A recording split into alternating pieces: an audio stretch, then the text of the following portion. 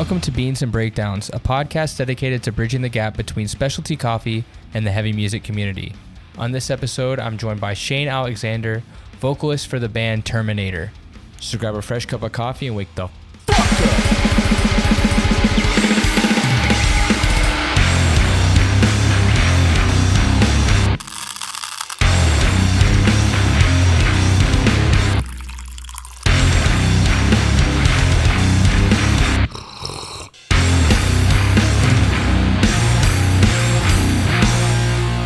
What's going on, Caffeinated crew? On this episode, I'm joined by Shane Alexander, also known as Shaneinator, just in my brain. But I don't know if I said that joke before, but I think that's kind of funny. You didn't say that before. I think that's the first time someone said that one to me. I hope I don't get it more. This is the start of a new trend. Yeah, I won't be like, like the Shermanator type fucking thing. That character. It just brings back like bad thoughts of movies of that era. How are you doing on this lovely Thursday? I'm doing great. I'm hanging out. My dog's relaxing. It's a little overcast. I would like if there was a little more sun, but oh well. I was pissed because the jazz festival, I don't know if you know about the jazz festival in Montreal at all. Yep. It's like world renowned, really great. There was a cumbia punk band that was playing last night that I wanted to go see. And I was scared it was going to rain. And my wife was also like, it's going to rain. I'm not going to go out. It didn't end up really raining at all. So I was kind of upset. But, Montreal's like that. It's very sunny now. I just wish it would have been like this like 18 hours ago. Fair enough. Who else is playing the Jazz Fest this week? Like anyone else really cool? Well, I went and saw These Sacred Souls on Tuesday night, which I don't know if you're into that neo soul movement that's happening. I don't know who that is. They're really good. You gotta link me. They're from. I'll link you. Link in the description. link in bio. It's like I believe I want to say they're from San Diego, but they could also be from Austin. They've got that vibe. Okay. But it's like just neo soul kind of music. Really, really good.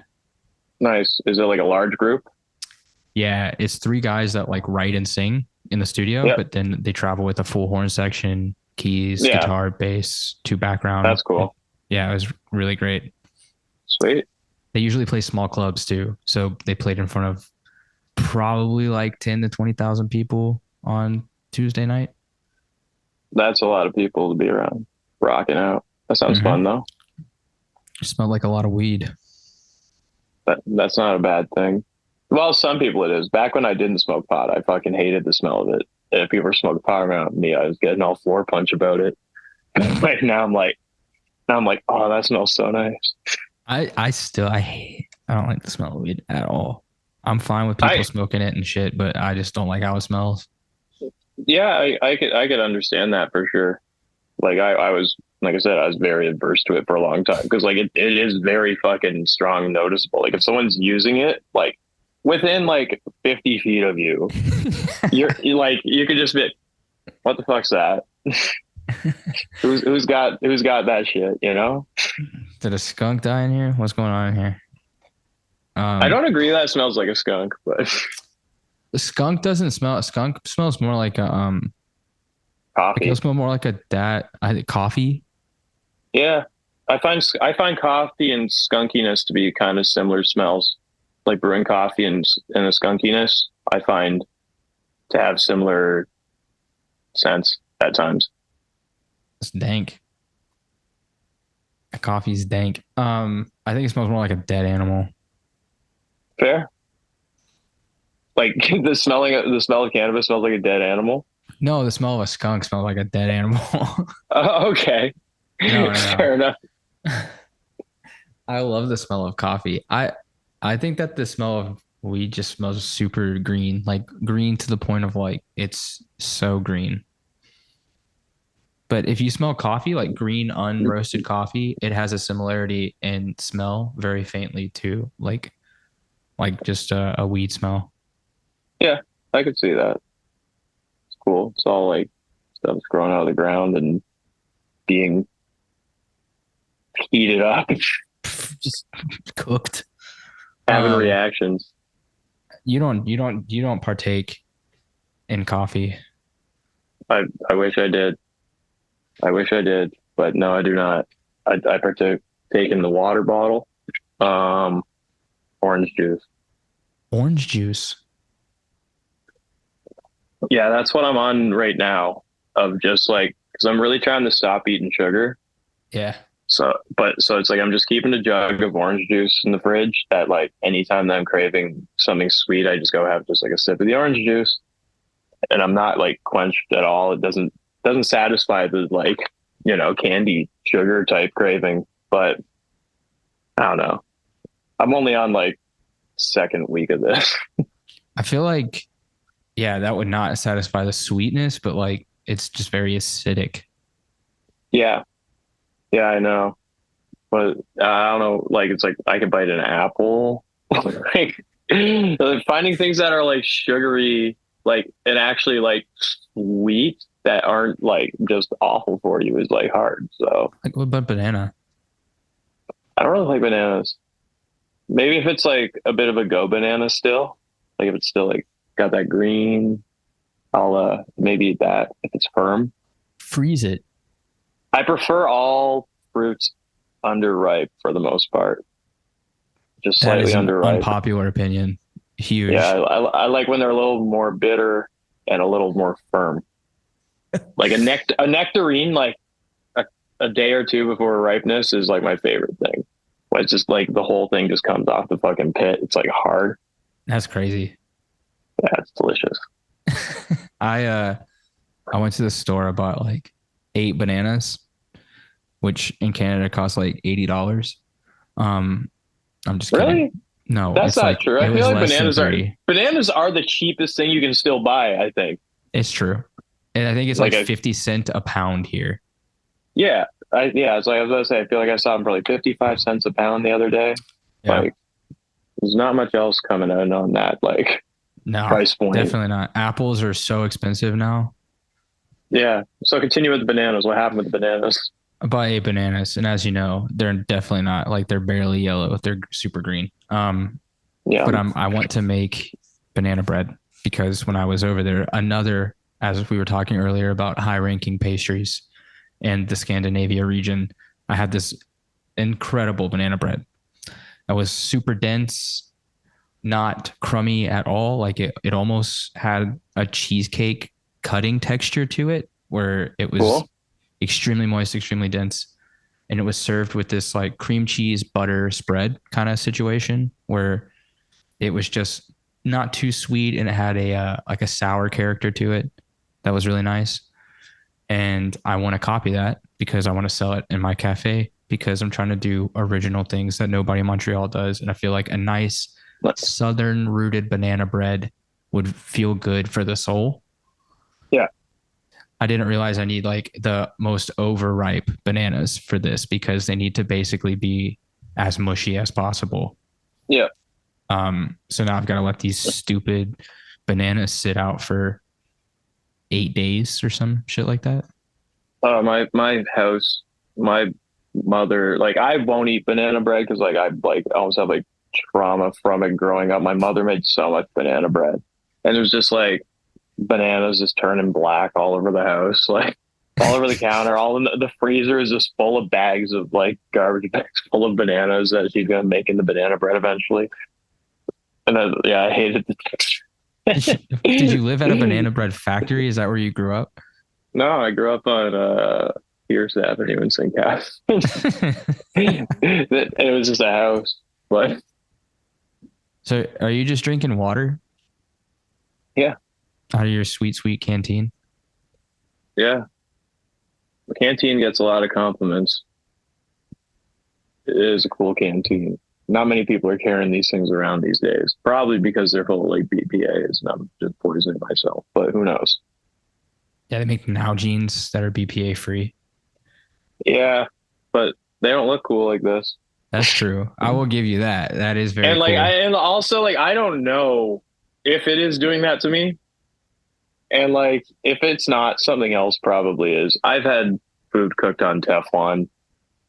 We're all poisoned if you've had that. Teflon. Do you know about Teflon? No. Watch the movie Dark Water. It's nuts.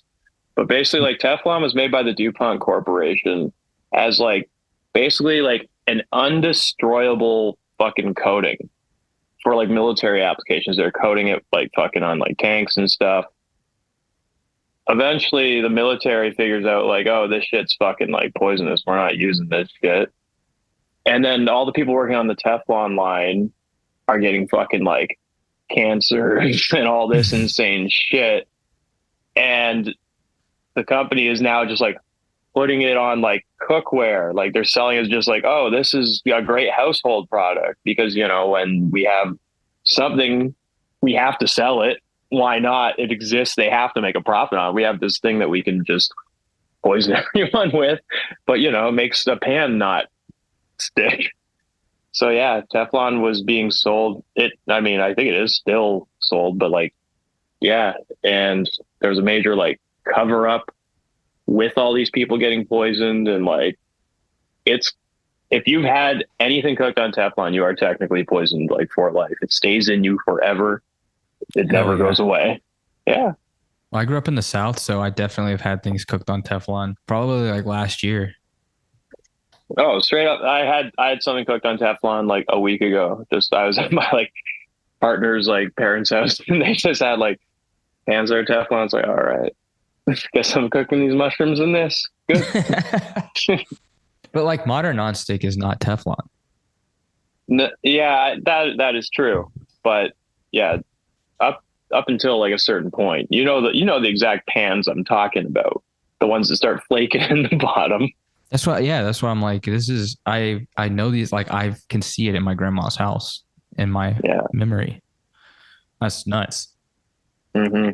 You can go sell it to buy it at Canadian Tire right now. Yeah.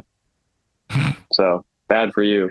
Anyways, we're getting off topic again. That's Nice what I'm all canteen. about. Nice Yeah. canteen. Yeah. I don't want to get poisoned, but I might be. It's for the sake of cool.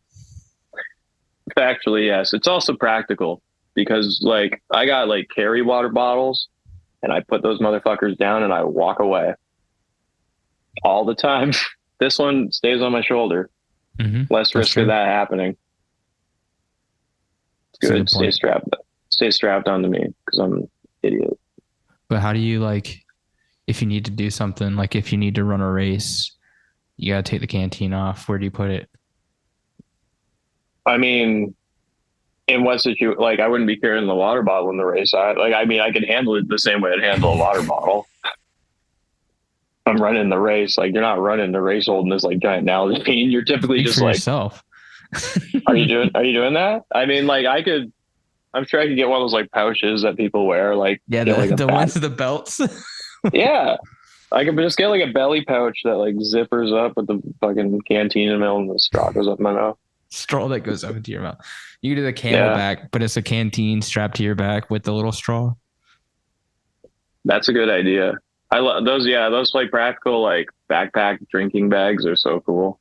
I feel like they get like really dirty and like would be hard to clean, but like I don't know, they're sick. How do you squeeze the water through it is what I want to know. Like to clean it, like you got to put some cleaning solution and then it works off of suction. So how are you sucking the cleaner up through the straw without using your mouth? I guess you could take the little bit off, right? Yeah, yeah. I feel like there's got to be a way to like disassemble. They have to have like thought like this is going to get full of bacteria. We gotta give people an opportunity to cut this thing out. You would think that, but that's like the same thinking of like, oh, this Teflon is poisonous and the military won't use it. So they definitely won't put it on pans for us to cook with. And here we are. That's true. Yeah, there's no endless end to what the capitalists will do. No, there literally is no limit. And that's why you need a government organization that will be like, hey, your product is killing people. Please stop putting it out. Yeah, but there are government organizations that are saying that, but then like the heads of the government are just like, money, money, money. Yeah, because That's those people are also giving lobbyists money to pay off electoral campaigns. yeah. Yeah, I mean, I don't know. If we start talking like political, it'll just get really, really dark. I see a lot of positives in the political landscape. Especially with what's going on in Palestine right now. Mm-mm. It's all very fucking disgusting and sad. Mm-hmm. And yeah, so if you want to get on with that, we I could. But don't. I definitely don't. Because as most people know, I'm from the States, and in the past, like 3 elections that I've been living in Canada, 2 or 3 elections, I've voted remotely. Like I've sent in yeah, my ballot via email. And this time I'm having a hard time. Like I'm having a very, very difficult time. I watched the debate the other day. Was like watching that was like, holy fuck. Like one of these people is in control, and both of them have. One is actively in control. One was already in control, and like now it's even nuttier. Like that debate was crazy. Joe Biden couldn't finish fucking sentences. Like Donald Trump is just like, I have no idea what you just said. It's like, oh my gosh. It's like the most evil person in the world is up against like the most senile leader who's like also evil. He's Yeah. also evil. Historically They're evil. Yeah. they're both warmongers. They're both gonna bring the world further into war. But yeah, you got Joe Biden tweeting, if I'm reelected, like I will overturn Roe versus Wade. It's like, you are the president right now. Why don't you fucking do something, guy? Like, I don't Fix know. it. Yeah, it's nuts It's what's very going dark. on. It's very It's dark. come it's coming here. Olivier's gonna win. So get ready. Justin Trudeau does not stand a fucking chance. Unfortunately, he's fucked everything up. I would never vote for that person again. No, no. I can't vote in Canada because I'm just a permanent resident. I'm not a citizen yet. And Oh, crazy. yeah, so you can't vote unless you're a citizen. How long have you actually been up here? 6.5 years. Oh, sick. Yeah. Oh So yeah, so you're like relatively like newcomer. I don't mhm. even know if I think I've maybe played Montreal once in like the time you've lived there. Yeah, I was only here like 2 years before the pandemic hit. Yeah. So I think I would have played at Foofs with Power Trip or whatever Wildside did. And I wasn't even there. Like I wasn't going to shows. I think the first show I went to was in 2019 in Montreal because I couldn't find shows because everything was in French. And you just couldn't I just couldn't read figure it bills? out. Well, I also Crazy. I just didn't know like what pages to find like the shows on and stuff. And like I would look up like Montreal hardcore shows and stuff. And the scene was like pretty bleak at that time. Oh yeah, stuff was a lot smaller from a world perspective in hardcore at that time, and especially like places like Montreal or Toronto, the actual hardcore scenes are very punk oriented, Mm-hmm. and it's very a lot of shows are being held in little DIY spaces. It's very ask a punk to find out about stuff because you don't want police showing up at your fucking gigs.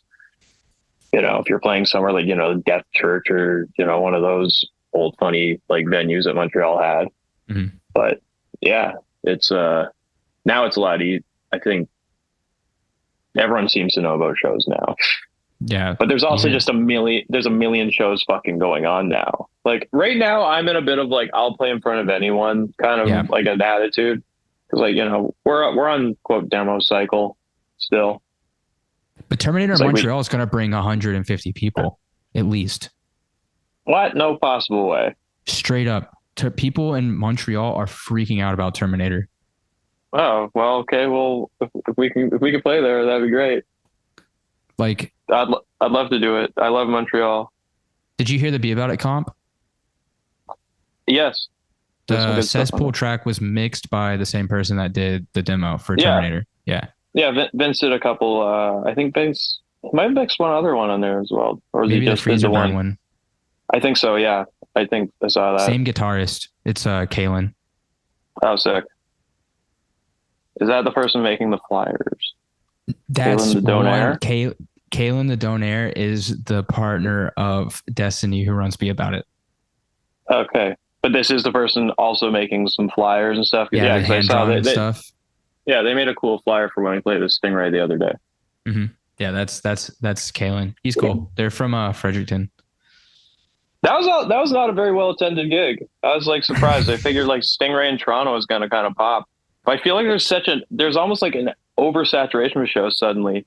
I also find like kids are mostly more interested in procore versus like punk hardcore in a way. Like it's like a band, like if a band like Speed comes to town, Okay. 2,000 fucking people are going to show up.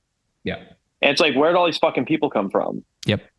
Like, where did 2,000 of you motherfuckers come from? But then, you know, a great, not saying I love Speed. I think Speed fucking rocks. I think they're a very, very cool band.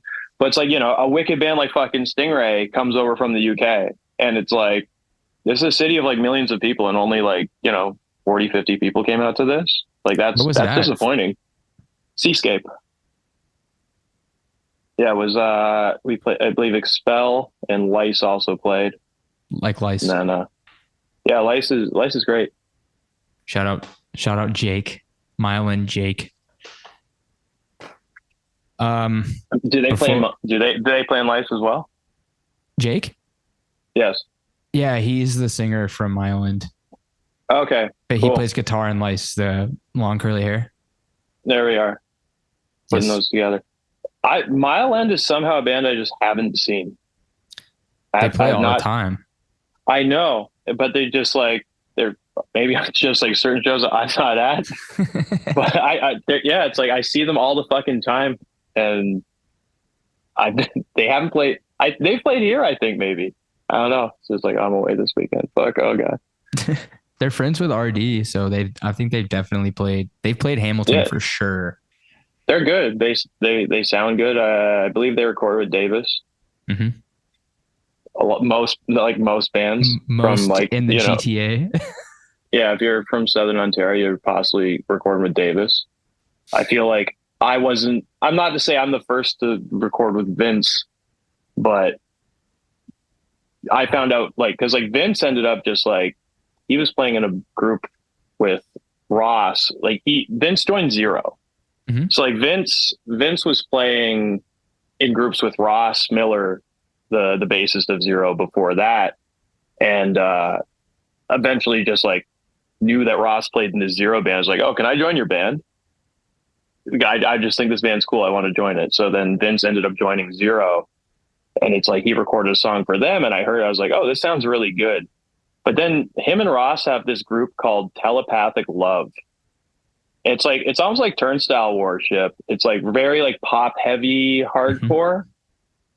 It's very fucking good. And the production is like, oh, wow.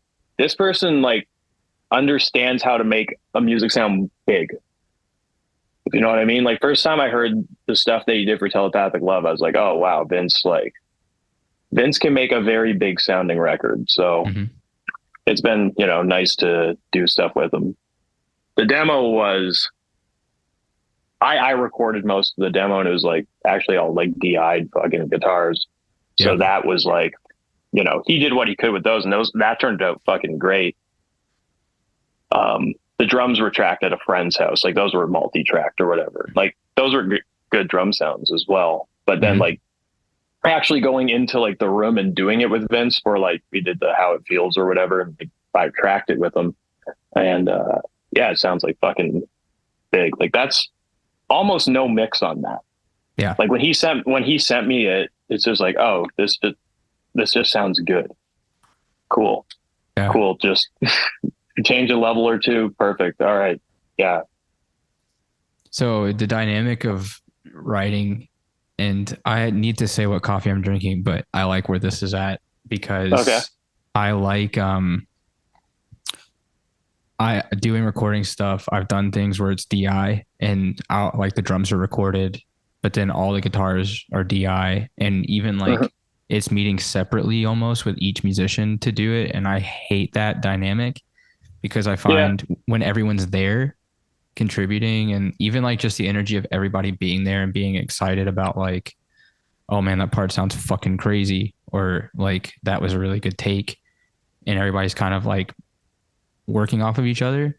I don't know if that did that change the dynamic for you for how like the new stuff is sounding. I just recorded, everything by myself so far. I'm like bow tracked some bass on the first thing. I actually ended up having to retrack some of it because like the levels were just like clipping and it's like, oh Mm-hmm. fuck. So I just had like because at the time when we first did the demo, it's like I would have tracked bass, but it's like I had barely even played a bass guitar. So it's like I didn't want to just follow along. So it's like I had like little lines in my head. So it's Right. like when we went to record, we're sitting down. I'm like, yeah, when I guess this, the end of this fucking line, just go a doom doom doom doom, just like saying the sounds to Bo, and like he's trying to like figure out what sound I'm making with my voice to match the note, and I'm like, no, one fret higher, one fret. Okay, yeah, perfect. Yeah, so that's how the bass kind of got figured out the first time around. Second time we went, I pretty much just did all the bass. I recorded all the guitar. I did all the drums. It's yeah, I don't know. It's different doing it that way, but I don't mind it because you got the same hand playing everything. So it's like rhythmically it's gonna be tighter. Mm-hmm. Because like, I know it's like we don't jam enough as a band for like Jamie and I to be like, we both strum this way. Like we do this part up, down, it's like I can tell him and I are playing the parts slightly different. Mm-hmm. So, if we were to go into the studio, it'd just become a mess of like, oh, play it this way type of thing. So It's crazy that like the same hand being tight. That's true because I was working on like a death metal demo, just like a side project thing, and I recorded everything, and I can hear that I recorded everything because it's like every guitar strum is almost exactly where it was before. It's all there. yeah, And then I tracked Bruiserweight. It's like, y'all motherfuckers need to practice. What are y'all doing? Like, are y'all even playing the same song right now? So man, we're saucing our own bands now. Hell yeah. it's fine. That's okay. They know how Yeah. I feel. At one point we were tracking. I was like, did y'all practice this?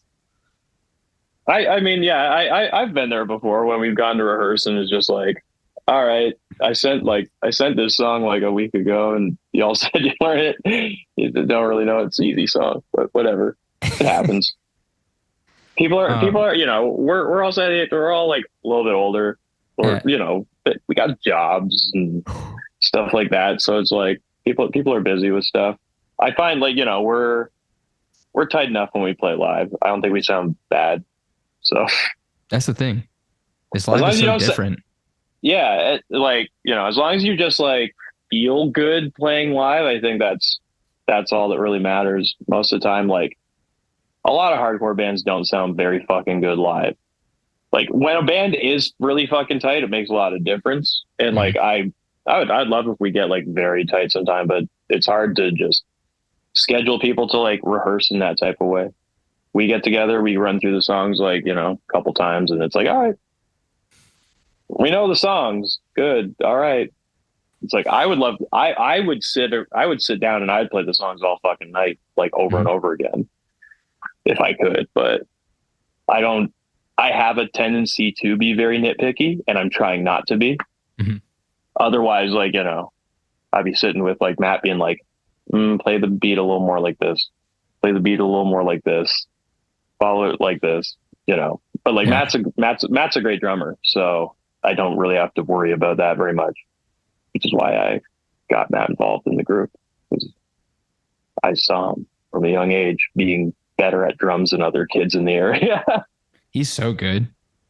Yeah, he's fucking sick. He plays a little bit like me in that he doesn't really play a double pedal, but he'll use it for like clams and accents and stuff like that. Yeah. Um, yeah, and like it's like my playing style I find is translating fine enough over to his style. I don't think he grew up playing like as much like punk as I did, but it's he's fucking awesome. he's great to do the shows with, and I'm very glad to have him playing with me. There's such a difference in drummers that like that are in hardcore that I've like that were punk background compared to the guys that came from like metalcore, deathcore, Mm-hmm. and you can hear it so clearly, Yep. like and how the precision is, but also how they form like fills and like just grooves in general.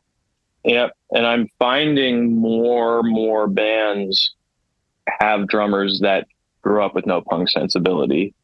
And I can just hear it in the songs. It's like this guy grew up on metalcore, but he's trying to drum in like a group that sounds like Mental or something. And it's like I don't know that fill. It's like I don't know if Mental would do that fill. I don't know if I don't know if Outbreak does that type of fill, Yeah. but there's just like certain little things. But that's also just the evolution of music. It Mhm. becomes more and more of a fucking as more and more influences get fucking thrown in. People are taking different little bites of it, and I think it really has to do with kind of your age a little bit. Like when you came in to the thing, it's like did you come in off Code Orange when they were on? Like, did you come at post 2010, or did you come in in the early 2000s? If you came in the early 2000s, you probably came in off of like fucking skate punk, Tony Hawk soundtracks, stuff like that.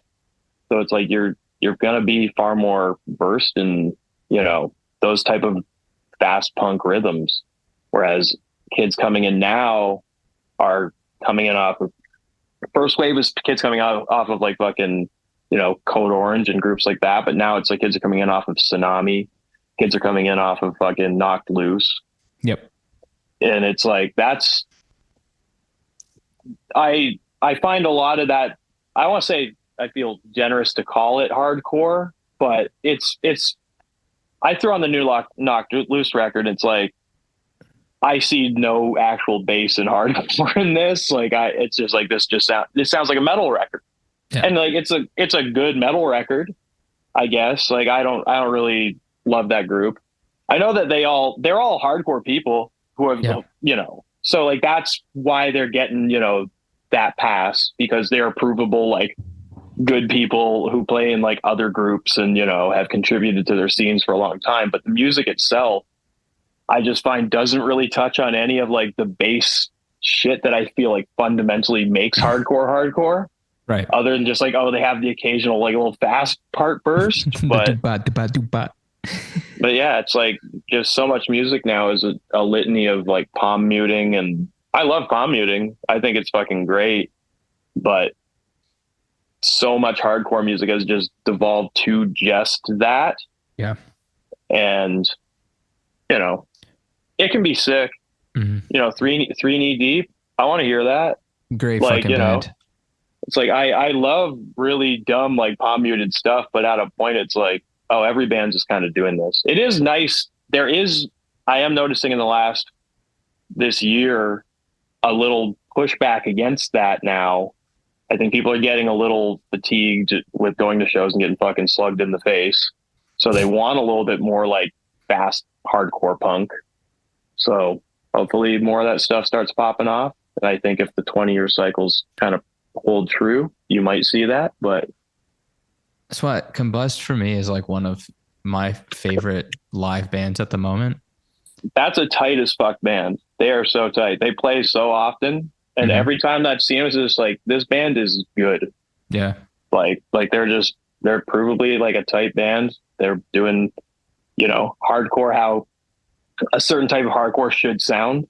Like, It's it's like pretty by the pure. it's by the numbers like certain records. It's like you Yes. got Bright Side, you got fucking Set It Off in there, but they do it well. And I think Andrew is a great front person. Mm-hmm. Good on the mic.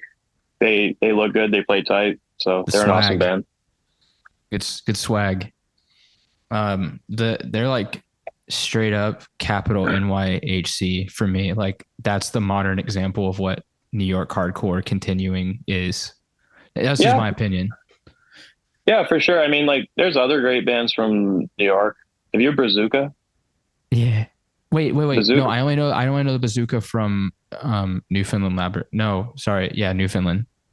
Okay, there's a group called Bazooka from New York that I think fucking rock. Um, Other groups like I love Regulate. I think Regulate's fucking Regular is great. very good. I mean, King Nine's there. Pain of Truth is there. I think That's they're like long. you know that. That's Yeah, LINHC. I mean, same with King Nine, Yeah, etc. But yeah, right now there's fucking bands from New York. yeah. There's fucking shit in New York. It's great. I'm just a poser. I think Combust is because they're the one that I know the most because they're the Yeah, most popular one. Um, but before they're we get, fucking out there. Like they're out there more than most other bands. yeah, Not a lot they of do the bands rounds. want to do that shit like them. So like it's admirable to just be like, Hmm. yeah, we're fucking road dogs, and seeing them build up. Because first few times I saw them, they were a pretty tiny band, just kind of showing up playing like no one. Now they're billing on like big shit. So that's sick. They really built it from the ground up. I saw So them with kudos Mind to them. Force, and to me, they outshined Mind Force. And again, Damn. that's a personal opinion. But for me, like I get the thrash crossover, and that's cool. Like I know that that's really big right now with Drain coming out of the pandemic. Everybody was into Drain, so everybody likes that thrash crossover sound. But Yeah. the more groovy, like hip hop influenced beats speak to me more. And so when I saw Combust and they were just like doing the thing, super bouncy, and then Mind Force played after them, I was like, I don't know. I kind of want Combust back. Yeah. I mean, like I'm trying to walk a line almost between the two bands, if you know what I mean. Mm-hmm. For like stuff that I'm kind of writing with Terminator, especially as I get like a little bit better at guitar every day. It's like, oh, I can do fucking pinch harmonics now. So it's like Oh sick. yeah. It's like now I can do it's a new skill set unlocked. So it's like Achievement. I figured those out pretty good yesterday. I was like, oh shit, I found out the exact spot I got to hit on this string, on this string, on this string. It's like, oh, this is good. So, and it's like now I feel like I'm gonna start putting little fucking dumb shit like that, and like my palm muting, like I got the good Metallica, going now. So it's like, but it's like I don't want to get too thrashy because ultimately I still want the music to be like hardcore mosh stuff. So So yeah, that's the line. trying to balance the two things has been hard. Like so like I've had someone describe the group as like it's like a mix of like Think I Care and No Warning. Mm-hmm. And I think that's kind of accurate. It's two bands that I grew up listening to. That's two sounds that I kind of like. So I think that's kind of apt for sure. It's like, it's like I like, you know, early 90s New York. I like fucking mid 90s Cleveland. I like Mm. early 2000s Boston. Mid '90s And Cleveland. Let's dwell on that for a moment. I mean, like, Ring is it ring? It's ringworm though. It's not. no, I'm not a big ringworm person. And like, I like bands more like H100s and stuff like that, like Okay. Nine Shocks Terror. But like, also, but it's like, I really like Integrity. It's like, Integrity is just like, that band's just got endless good riffs. Yep. And even as like the Melnicks ended up out of the group and Dwid just kept getting people in, it's like, all those records are good. Like that Blackest Curse record is one of my favorite Integrity records. It's like I don't know who played guitar on it, but it's like the guitar playing is fucking sick. The soloing is nuts. That song Spider Woven like has like an insane fucking mosh part in it. They got a lot of cool fucking stuff on there. John Donnelly is probably the biggest Integrity fan I've ever met in my entire life. That would not be untrue to say. I think it's like either be like him or like Dom, who ended up just being an Integrity. Yeah, that's what that story gets tossed around because Alec is younger. And he's like huge into Integrity as well. But then he'll like find out new information and he's like, how does this make sense? It's really funny to see the story swapping between the 22-year-old and the 30 higher 30-year-old. Yeah, no, that is kind of like also now that I'm a little older than like other people who I'm like meeting at shows, just like trying not to be like a punishing old head. but like also trying to like still turn people on to like older stuff that doesn't suck, Yeah. but like, not trying to do it in like a you have to listen to this or you're not fucking legit type of way. But it's like, I know a lot of kids, going to shows now. It's like their favorite band is Expire. And I'm like, yikes. I But it's can't wait like, I can't wait to tell you what happens in like 2018. yeah, but it's, it's like a lot of kids just, like certain bands. And it's like, I think a lot of it, they just haven't heard, Mm-hmm. you know, unless someone tells you to listen to a lot of things, it'll fall off your radar. Like, unless you're like a really active fucking like music lover and like I fucking seek out everything and I read every fucking line or no, but those don't exist anymore. Yeah.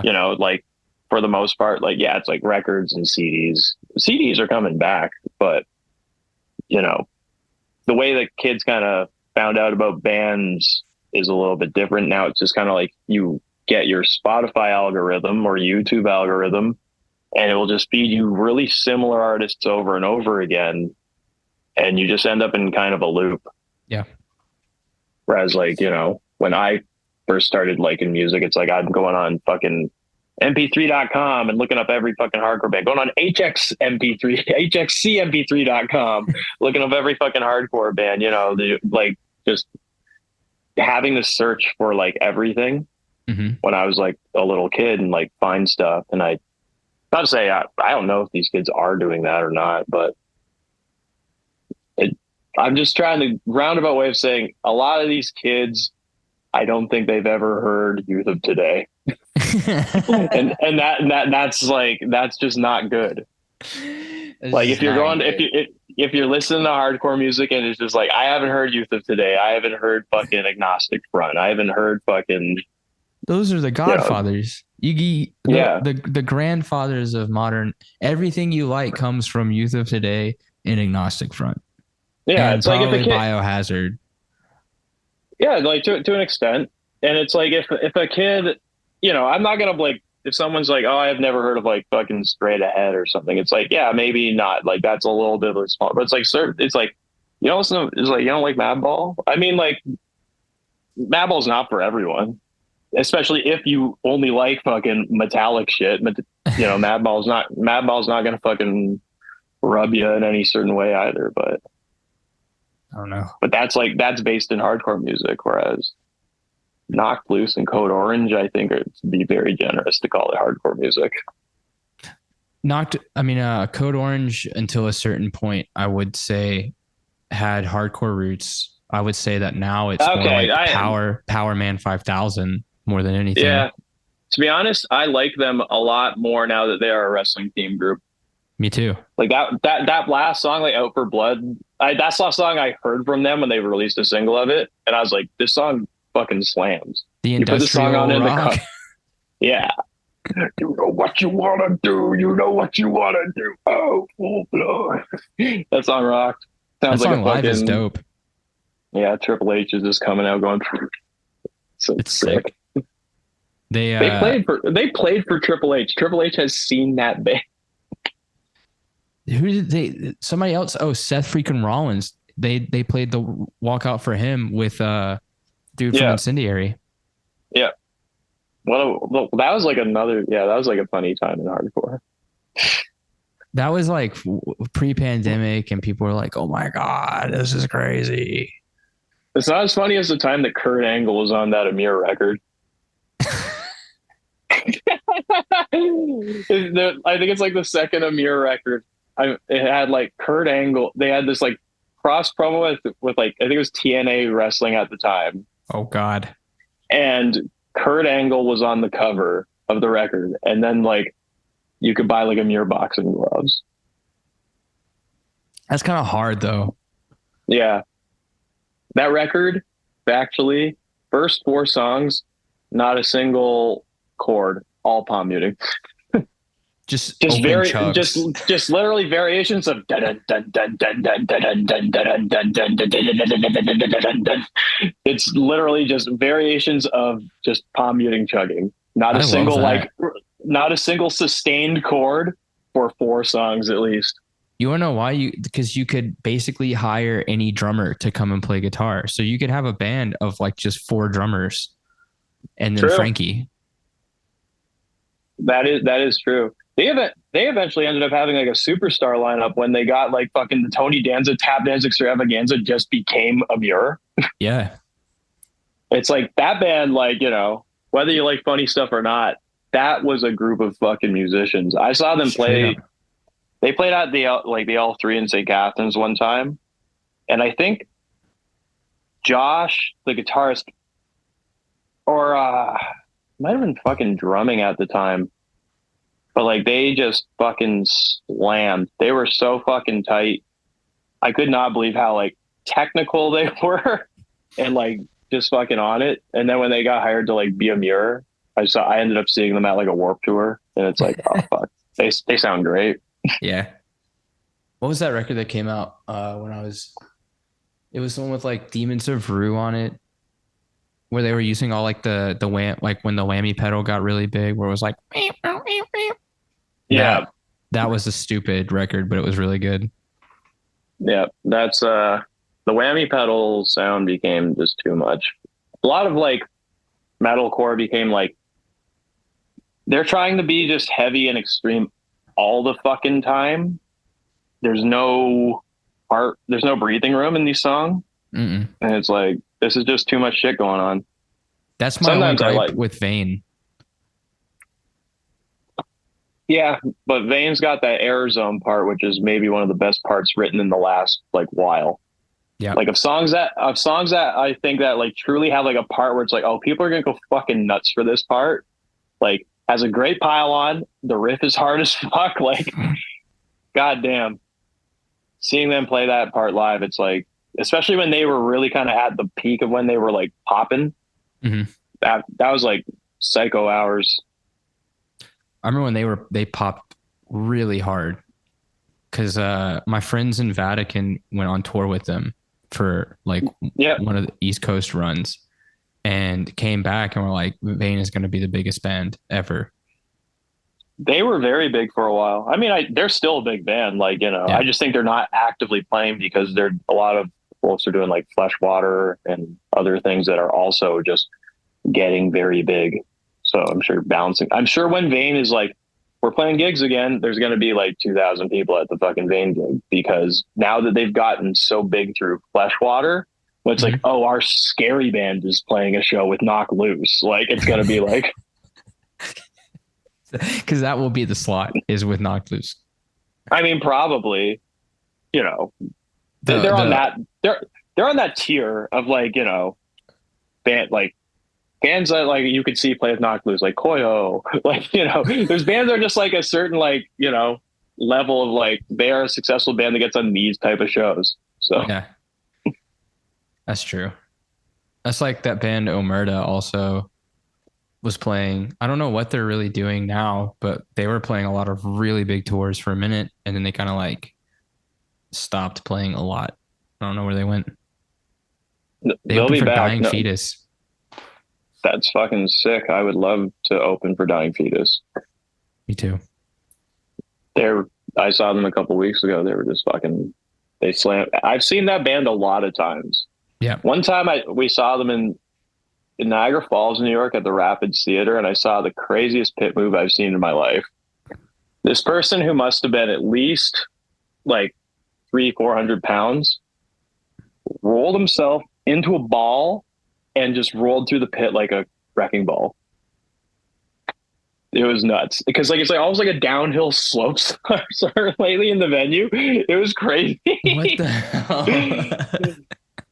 Yeah, like that's like the type of band where you just see like 48-year-old like computer programmers just going out just like they're just fucking losing it, just like fucking hurts. Dying Fetus draws out like crazy people. Yeah, it's true. You'll see like the weirdest spectrum, like the strangest cross section of people. Yeah, because like they're just factually like a good band that like manages to walk between several things without alienating any one thing because they're just staying true to like one fucking sound. Yeah. but it's like they, especially now, like, like mocking kids have like tuned in. They were on the FYA fest, and like, Hmm. when they played in the trenches, the pit was fucking nuts. Justifiably, that part's fucking insane. But Um, like that's a hard fucking part. okay, I gotta do this. We gotta take a short detour because I'm Okay, drinking coffee, and if I don't say what coffee I'm drinking, there will be rioting in the Montreal hardcore community. So I'm drinking a coffee from Cantook. It's from Quebec City, so it's French. And nice. it's their Geisha Black Honey. Yeah, it's from Costa Rica. It's got some notes that I can't read anymore because I ripped it. Oh damn. I think that what it was with like the notes that it had was like molassesy, and then it was like some floral because it has a very floral like kind of molasses dark honey flavor to it. It's really good. It Is that was kind of like expensive. black licorice in any way? No, not really. It doesn't have that like anise kind of like what's that licorice taste? I don't know how to describe the licorice taste. Yeah, I don't really like it. I don't either. I had a sip of this famous liquor when I was in Helsinki, and it was like licorice liqueur. Okay, It was not my vibe, but the bartender was nice and like offered it to me, and I was like, sure, I'll try it. I didn't fair. like it very much. So you're not straight edge. Otherwise, No, I just almost every person I meet in hardcore, I assume off the bat they may be, and then like I have to find no. out they're not. For like, in a way. I really, really would love to be straight edge, but I also don't like the idea of forcing these limitations on myself when I'm not like, I don't have like an addictive issue with anything that I do because I don't drink very Yeah, much. I drink when I want to like enjoy something. So if I went to Scandinavia and there's this world renowned brewery that has very, very good beers, I would like to have a beer. You know what I mean? yeah, absolutely. But I'm not drinking a 24 pack of fucking Labatt 50 every week. Like that's disgusting. Fair. Yeah, I have the personality that would probably do that if I decided to drink. I just don't touch alcohol at all Mm-hmm. because yeah, it's like I was straight edge for 20 years almost. Yeah, yeah, from like 2002 to I broke like 3 years ago. So Yeah, yeah, that's really almost long exactly time. 20 years. Yeah. Yeah, and it's like I don't know. I think it also, being a straight edge person, limited me in certain ways. I don't know. I had like a bad mindset on like just general usage. I looked at it, I demonized it in certain ways. You grow up listening to fucking certain bands with like certain lyrics saying, fuck this, fuck that. And you're like, yeah, especially when you kind of have like family that Mm-hmm. is, kind of what these songs are talking about. And you're like, yeah, I'm just going to stay away from that shit.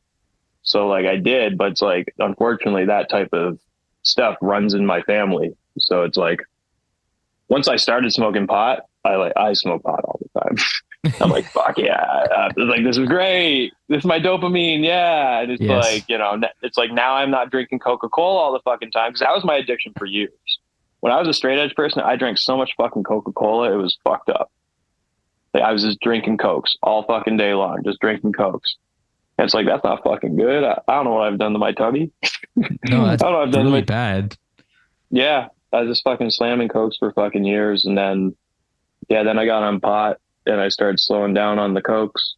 Now I'm pretty much at a point where like I'll only have a soda if I'm out at dinner, maybe like if I'm like going to a restaurant. But even then, it's like I'm still often just not. I'm often not drinking during meals because you shouldn't, as far as I know. Drinking during meals isn't good for your digestion. Really? But yeah, I think that the theory is like basically it will dilute the acids in your stomach, so it can't break down things as efficiently. Um, But yeah, I don't know. Just I've read that drinking while eating is not the best idea. So I've just haven't been doing it, and I don't know. I find I'm not feeling gassy during meals any longer, etc. I should look into Especially that. not especially not having pop during meals is like a big thing. Mhm. Like drinking pop and like eating food, it's like you got fucking shit bubbling in your tummy, and you're just gonna start burping, and yeah, It's at least good. that was happening to me. Like I know, like Coke rocks. It factually is the greatest drink of all time, but you know, Coca Cola is a corporation. I don't know, very bad, and so that's also why I feel a little less like bad getting away from it. I just know inherently like I'm not just buying shit from this awful corporation any longer, but I feel like we have talked about so much, but also nothing at all. that's fucking my MO. um, You're also just kind of easy to banter with, which is like nice. Some people, I could talk to some people and be able to have like I don't know what to say to this person. Whereas like I we don't know each other at all, and like this is just yeah, feels pretty natural. I think maybe we just both have like attention deficit issues. I absolutely do. Oh, Yeah, I was diagnosed with that stuff when I was a kid, and yeah, I'm not on medication for it, so it's no, like I can just go if I get on a topic, yeah, and I'll just talk about that for several minutes. yeah, it's really bad because like What I'll type of think of stuff? What do you want to touch on? Like, what were you hoping to touch on here? because like I mean we talked a bit about like the Terminator and writing because you basically are writing Terminator to learn guitar. Like you start learning guitar and then you play Terminator. Yeah, pretty much. Yeah, it's like I played guitar briefly years ago. I had the idea of like trying to learn guitar. I wrote a couple songs then. I never fucking followed through with it.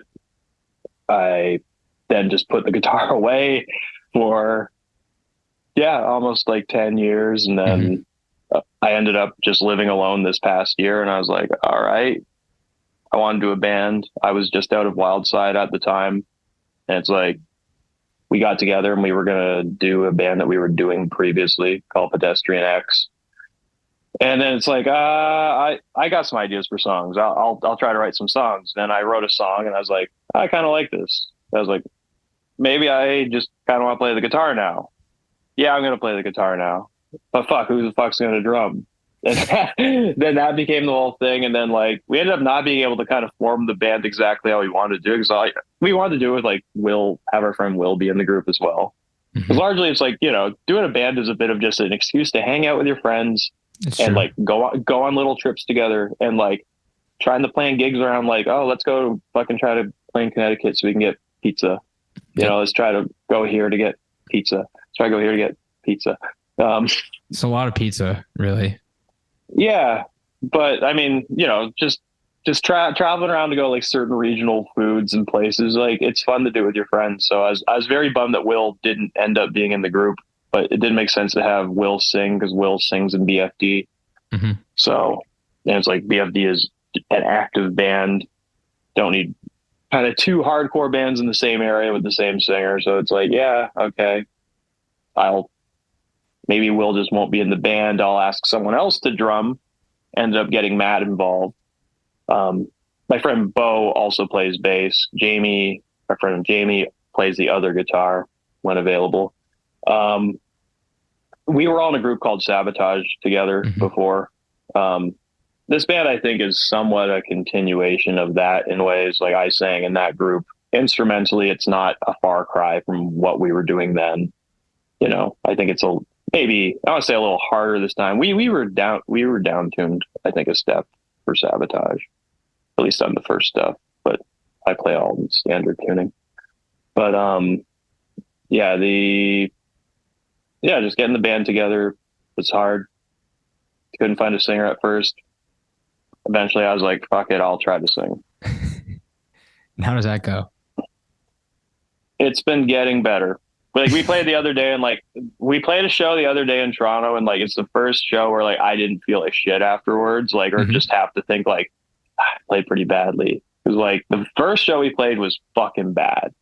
Like I was just like, oh my God. I got like we start playing the songs straight up. Like I forgot to start singing immediately. I was like, oh fuck. I eventually like get in, like, I don't know. I played really fucking sloppy. I'm like sweating. My hands are tensing up. It was a nightmare. And also like, it was just like the show had a really weird vibe because we were playing, it was like with Tomb Mold in Toronto at this steelworkers hall, this big wide open room, all the lights are on. And it was like a benefit for like Palestinian families. And someone had like come up and given like a speech before we went up. And it's like the somber atmosphere. And like, now I gotta be up there like, all right, do hardcore music with me, jump around. Like, this is fun. Like, yeah, after hearing about like all the fucking atrocities being committed in Palestine. And it's like, the first gig was just like odd. But you know, the first one had to happen. Yeah. It was fun to do it. Second gig we played was a little better. I forget what that one was already. I already Didn't forget y'all our play second. Buffalo as well? Yeah, we played in Buffalo. I think that was our third. That was our third show. Oh, we played in Hamilton. Our second one in Hamilton was great. We played in Hamilton with fucking Ethereal Tomb and Blood Wraith. And those bands are two bands that I really, really fucking like. But we played with those groups and like that show was awesome. Like the vibe was just like good, fucking, you know, cool venue. I like playing that Vertigo in Hamilton. It's got a cool vibe to it. It reminds me of clubs that I kind of grew up going to shows in. Mm-hmm. You know, you got oddball sound person, you know, it's got a like weird bartender. It's got it checks all the boxes. So Right. cool spot. That show was great. We played in Buffalo with No Warning. The show was a bit cooked. You know, it was just it was an odd show, kind of flat overall. No one really got your Haywire was on that gig too, and What? like That's super weird. yeah, I don't know. Like Haywire got the best reaction of the night because like I think it's like No Warning. I think is at a point where like they can play fests or like a very big like major market show. It's like Trapped Under Ice and like No Warning's playing type of thing.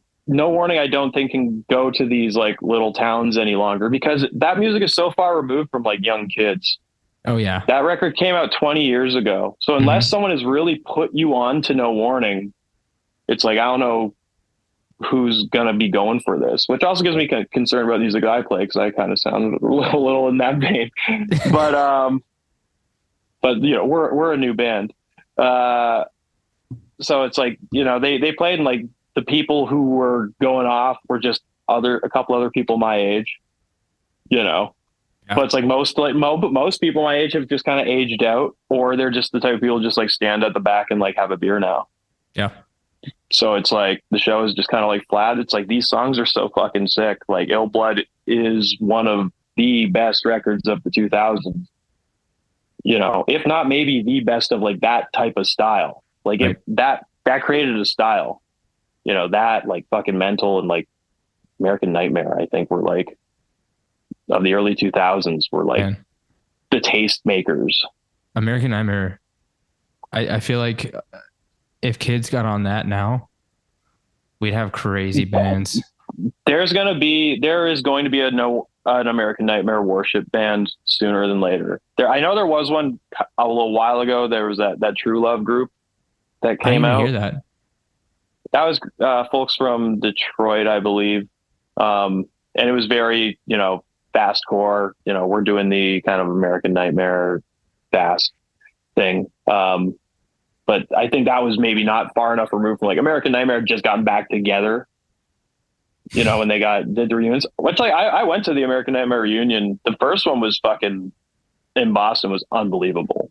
Mm-hmm. Like it was a crazy fucking show. Like that was an important band. So like the first time that they came back, it was like, holy fuck, you know, but cause I never actually saw them when they were a band, which Mm-hmm. bums me out. They played in Hamilton they were Give Up the Ghost by this time. Cause I know they played in Buffalo like several times when I was a young kid, but it's like, I was not at the age yet where I could get a ride to that type of thing. I hadn't made that like connection to like get me out of my city. It Right. wasn't until I was about 15 years old that it's like I made friends with an older person who was like, "Oh yeah, I'll take you to these shows." So, you know, I spent like the first 2 years of liking hardcore, just like knowing shows are happening and just being like, ah, bummer. I can't go. Like so many, yeah, like so many sick shows happened in the early 2000s in Buffalo that like I just didn't go to. I didn't go to any of like the Tuffalo fests. Like I didn't make it to any of the Hell fests. It was, yeah, it was a bummer. That was like pre YouTube, pre anybody shooting shows. Like people would go to shows and shoot on like their VHS or whatever. And then those Yeah. videos would like try to get passed around, but there was nothing online really unless you kind of knew like what forums or message boards or whatever. Yep. Yeah. 100%. But I remember, when YouTube first kind of appeared and people started like uploading stuff, like just being like a young kid, like watching like 18 Visions at the Auto Bar and being like, oh fuck, this is so sick.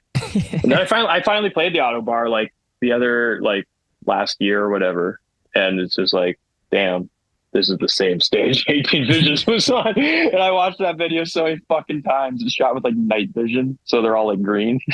Oh So many yeah. videos. Almost every live video from the early 2000s, the whole band is just green because they're all shot with like that fucking filter that you could put on all the.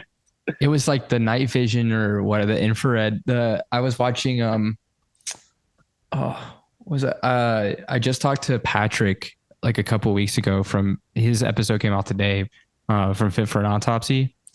Oh, But sick. he was like a guitarist in Shattered Realm for a couple of those like variations of the Oh band. wow, Yeah. damn. So I was watching They got some they sets. got to play All Will Suffer. They got to play that. Yeah. That's cool. What my Sabotage covered the April Situation once. We played my in Brampton. We played in Brampton. We were playing with Agitator, and we knew they were like from that area. So yeah. like, it'd be funny if we covered Shattered Realm, and we did. So is the weather in April. Do you think that Gridiron is rapcore? How do you feel about that statement? I think Gridiron and this is my thought, and I don't mean this in a derogatory way, but I think that they are the closest thing we have to Limp Bizkit right now. In a way that like Bar There's a Durst energy. yeah, yeah, like Matt fucking is just like he's got that MC to him, and he's also clever. Like really fucking like he's quick with his like fucking he's good on the mic. He's got really good lyrics. Like I think he's got some of the best lyrics in hardcore for like enjoyment's sake, I Yeah. guess. Like stuff that sounds just like he's got bars. He's He's got got like bars. he's Yeah. got lines you're gonna fucking remember, 25/7 or 25/8 or whatever. Like that's hell yeah. Like fucking You on the bench, we in the trench. that's another really good one. Goddamn. Yeah, they're a good ass band. And because Mully's the drummer, it just puts it over that edge. Because like Mully is, I think, one of the most elite drummers for actually still having that punk sensibility and being a blistering fucking hardcore drummer. He's one of like few that really have that proper balance between the two. There's no, if you get a little better than Mully, you're metalcore land. That's true. You There's yeah. points where I'm like, this sounds like really good metalcore drumming, Yeah. which is fine because the riffs, it complements the riffs. But I'll be listening and I'll be like, that's not even necessary. Like that's not, you don't even need to be doing that. Yeah, but that's fun. Like, drummers that want to flex parts. I've never done that. I've never been like a confident enough drummer to be like, I'm gonna make up a fucking fill. Like I'm gonna do some obnoxious fill here. I've just always just kind of like just really played to the songs. I haven't stepped outside too many boxes, but Sometimes you just gotta dump the box over and just yeah, outside. yeah, I know. I don't know where I'm going I with find that. I find that for like playing live a bit, Mhm. like it's like with Wild Side, especially, you know, I played those songs for so long. Eventually, it just became so automatic playing them that's like I can just off the cuff just really kind of change parts up, but stay within the parameters and not fuck the song up. That's true. Yeah, it's like I can automate this. I can automate where this snare is going to hit a little bit differently this time. Snare is going to hit on a little later in the bar, but it doesn't change the riff at all. Just gives the song a little bit of a different nod live. Like there's this move now where people program the drums in the pre-prod. They'll program it and then they have to learn their drum parts that they wrote programmed. No, I've never. I don't know how to program drums. I've never done it, so I've just always just whatever naturally came to me musically is Mm-hmm. just what comes out. Like you know, most times the first thing that I play will be what I play. Yeah. Like I don't often, if I've played it, it's like that's probably what makes sense, at least to me, for this part. So unless someone has like a specific like, oh, I want you to play this type of beat over this part, then yeah, once I'm just like, okay, that's the part, cool. I've recently been talking to some drummers that do this where they'll program their part and then they have to like learn how to play it before they record. Yeah, that's like a I find a recipe for disaster. I I've just seen a lot of bands because like sample drums are such like a you know prominent thing, especially in like metal scenes. I've seen growing up, you know, going to shows, a lot of bands that obviously just program drums on their record, and the drummer that's playing live sucks. Can't actually play a double pedal, like is just fucking sloppy with their fills, and it's like, damn. Like first time, like a good example that would have been like when I was seeing like that band group Oceano early on. Mm-hmm. It's like I saw that band really, really early on, and it was maybe one of the craziest shows I've fucking seen in my life. No, like no fucking lie.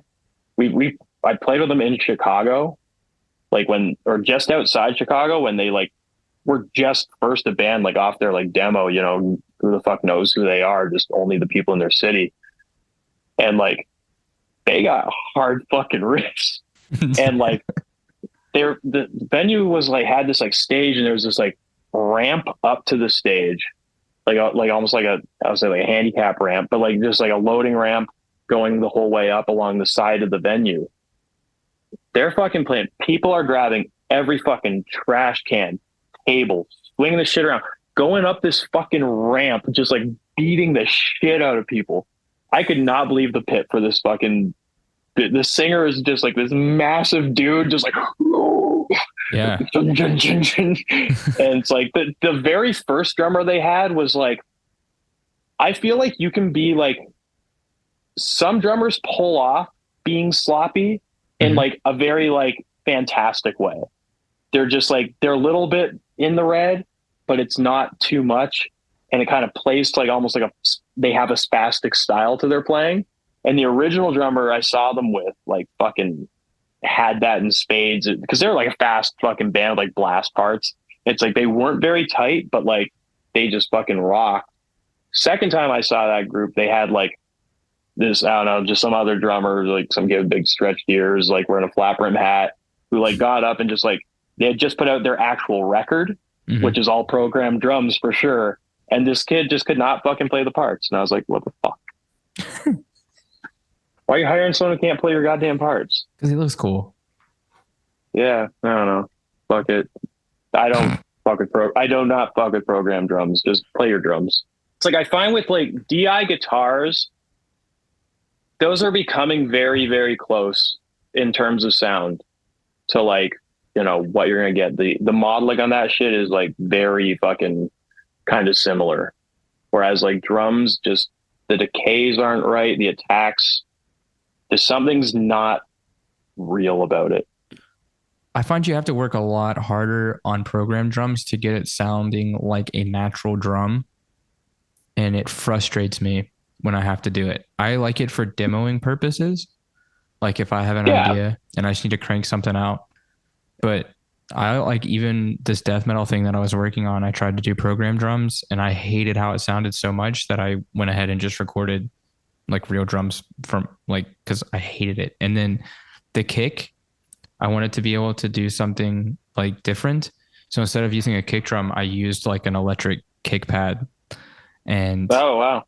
just used like a fucking stupid kick drum sample as like the sound on the recording to get that like, very The over the the triggered sound. the clickiness, yeah, the clicky trigger sound. I was just talking about yeah triggers and stuff yesterday with someone. So it's funny that we're back on this today. But yeah, just like the sound of triggered drums, unless you got a drummer that actually has that precision, they get so fucking messy. Mm-hmm. Like some guys use triggers, but like there's Yeah. they're just on the ball and it's like, okay, sick. And like triggers are a way to get a consistent sound room to room. You just know my bass drum's going to sound like this. My snare drum's going to sound like this. It is good for like those practical, purposes of playing live when you're in like a big group. But I don't know, recorded triggered drums, I find they just lose a life. Like just learn how to just actually hit your drums like Eloy. Like Eloy. That's like, yeah, I mean, like, I know he's like the most popular drummer in the world right now, but like straight up justifiably that He's so good. I've been watching that guy on YouTube for like so long, just like decimating songs. There's also this other drummer, what are they called? Delta something. They're forgetting their name. If you look up Delta drummer on YouTube, it's this person. I think they're maybe based in Australia. They wear like a fucking black mask. They're always wearing like a full like black suit, and like they just have so many like drum covers on YouTube. And like this person slams on the fucking drums. Their drum kit on all these recordings sounds so good. Like look up this person later on. You won't Delta regret. drummer. Yeah, if you looked up Delta drummer on YouTube, I'm sure it would bring up the person that it is. I know it's like, I want to say it's like Alpha Delta drummers. That would be a weird name, but That's crazy. Alpha Delta drummer. Because I know the guys that have been around for a while, like Cooper drummer, but that's like super basic shit. yeah. And then there's that like the bearded person always shooting himself in the side. The guy wearing flat brim hats plays with one hand all the time. Estepario Siberiano. Yeah, that's another just like obscene drummer. He's just How, doing like, lockdown. yeah, I don't know how you get that fast and play that hard. It's nuts. Like Have you seen how he that's sits just too? it's super low. His knees are almost above his thighs, like his Yeah. hips. Yeah, he's got a crazy way he's controlling it. But like everyone's got different ways to control it. I can't play a double pedal at all, which sucks.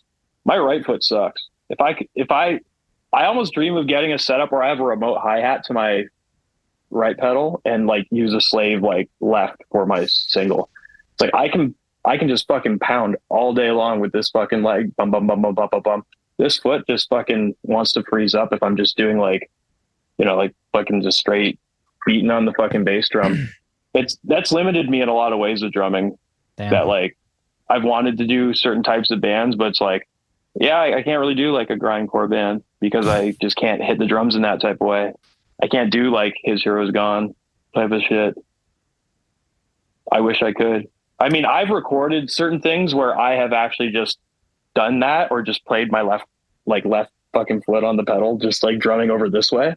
But Wait, but you're a right-handed drummer. yeah, But you're faster with your left foot. That's super strange.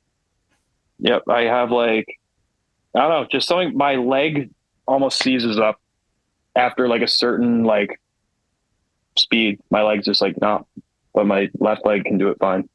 But are you using all hip flexor or are you also doing like ankle? Yeah, I mean, like even just laying like foot like heel up, like just heel down on the floor, like just going up and down right now. Like I can feel my leg just it feels tense. My left leg does not feel tense at all. That's And super strange. I've always had it. It's like, yeah, it like sucked growing up drumming, and it's like there was just certain things that, like I wanted to like play and just like couldn't really do it with my fucking leg. And I was like, Mm-hmm. shit.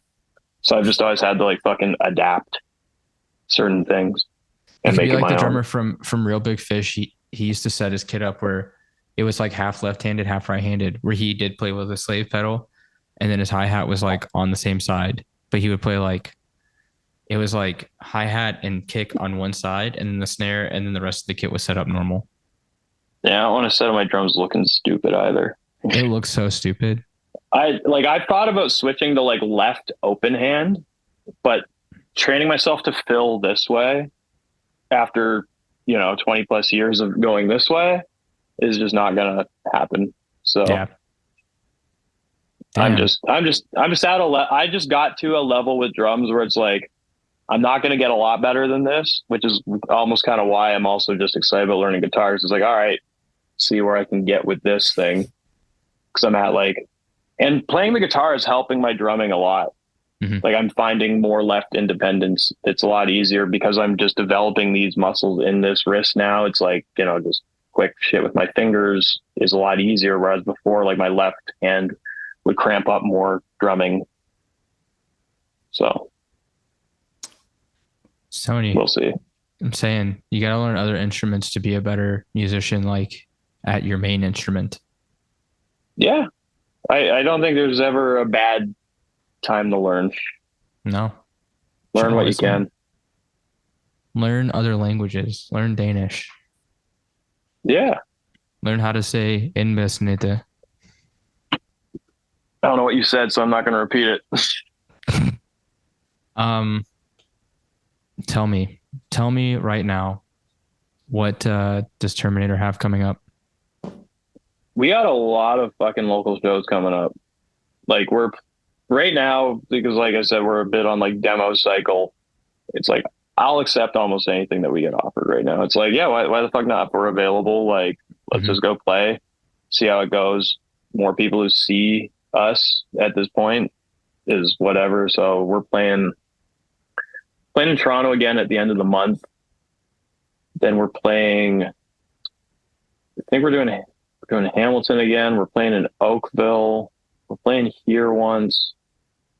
We're supposedly. I think we may be playing Ottawa.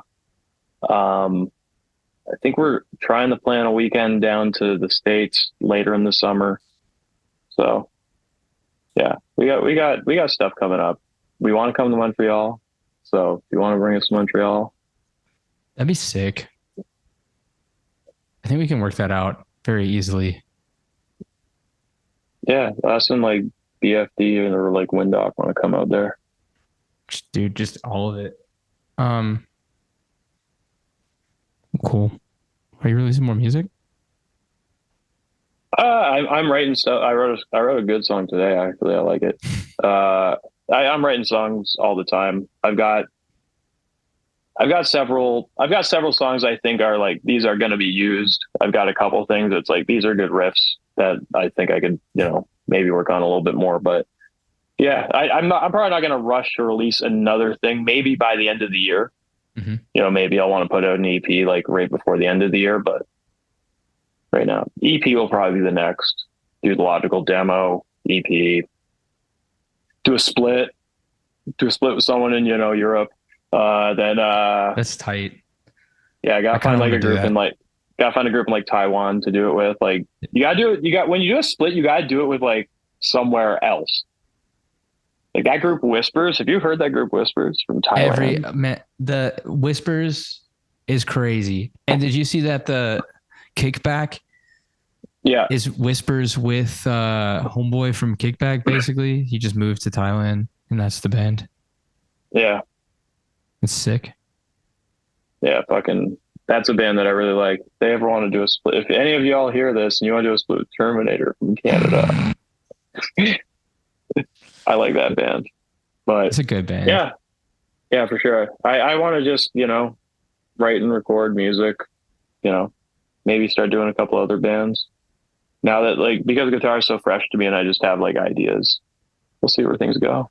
If you ever want drums on something, let me know. Hell yeah. I'm always wanting to play more drums. I don't play drums I play in one band on drums. and it's very fun. Which band are you drumming in? Drive by. Okay. Ouch. That's a crime. That's a crime. I love crime. Doing drive-bys on someone that's bad. Shane, again, this is round 2. People didn't know it was round 2, but I know that's round 2. We know it's round 2. There are technical difficulties. There were, and we didn't even touch on the stuff in the first one, like how you played. I'll just drop these nuggets, playing with like Life Ruiner and like Mongoloids and stuff. Yeah, we could talk about it another time. We'll have a revisit whenever you come play Montreal. We'll do a short little thing where that'd be nice. Yeah, it'd be fun. Yeah. Well, thank you very much for having me. I appreciate your time. I appreciate the conversation. I just have one last question for you. What's that? We're not gonna say beans, but I always ask everybody, what's your favorite city for beans and breakdowns? But we'll just say breakdowns. I mean, I already said, like, well, now you've said that we fucking talked. Yeah, Philadelphia, I think, is my favorite place to go see shows. Every time I go to Philly, it rocks. I like the people in Philly. Shows go hard in Philly. I love Philly. I would love to see the band Nothing in Philly because I've seen them a couple of times and I love that band. And I know that they're not a heavy band, but that's a great ass band. Wild Side played with them. Really? Yeah, I played them at the Horseshoe Tavern. It's an interesting lineup. Yeah, it was good.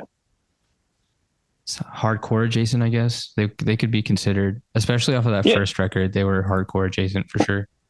Yeah, I mean, Kyle fucking, was in like Mother Mercy and all those groups. Kyle's in Let Down. Kyle's amazing drummer. So, sick as hell. That was the loudest band I've ever seen. Also, I love that band. Hell yeah. Fender Twins cranked. Shane, again, thank you so much. I am looking forward to seeing Terminator sometime soon. Hey, I hope we cross paths sooner and later.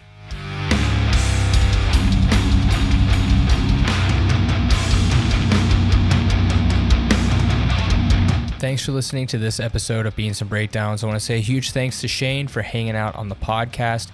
Be sure to check out How It Feels, the most recent single from Terminator, and check out the demo. They'll also have some shows coming up near you. If you've enjoyed the podcast, please subscribe and leave a review. You can find out more information about the podcast by following us on Instagram at Beans and Breakdowns or on the web at beansandbreakdowns.com. Until next week, be sure to stay caffeinated and wake the fuck up.